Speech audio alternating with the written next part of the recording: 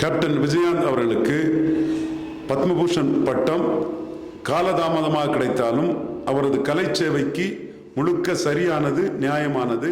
மத்திய அரசு ஒரு சரியான பொருத்தமான ஒரு முடிவை எடுத்து ஒரு தகுதியான கலைஞரை கௌரவித்திருக்கிறார்கள். மக்கள் கலைஞராக வெகு மக்களின் மிகுந்த அபிமானத்தை பெற்றவர் கேப்டன் விஜயகாந்த். திரையுலகில் கலைத்துறைக்கு நிறைய இயக்குனர்களை, எண்ணற்ற இயக்குனர்களை, புதுமுகங்களை அறிமுகப்படுத்தி கலைத்துறைக்கு தன்னுடைய பங்களிப்பை பெருமளவில் செய்தவர் கேப்டன் விஜயகாந்த் அவர்கள். பொருத்தமான பதவி அவருக்கு, பொருத்தமான கௌரவமான பட்டம் அவருக்கு பத்மபூஷன் பட்டம் கிடைத்திருக்கிறது, பாராட்டுக்குரியது.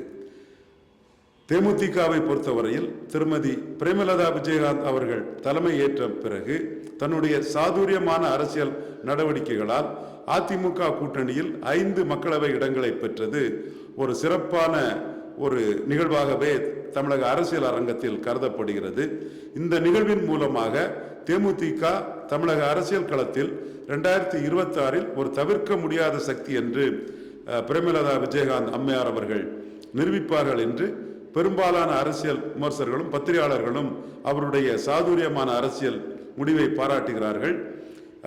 அதிமுக அணிக்கு வாக்கு பலத்தை விஜயகாந்த் அவர்களின் மீதான ஒரு அனுதாபம் பெருமளவில் உயர்த்தி இருக்கிறது. ஏழை எளிய மக்களின் வாக்குகளை அதிமுக தேமுதிக கூட்டணி மூலமாக பெற்றிருக்கிறது.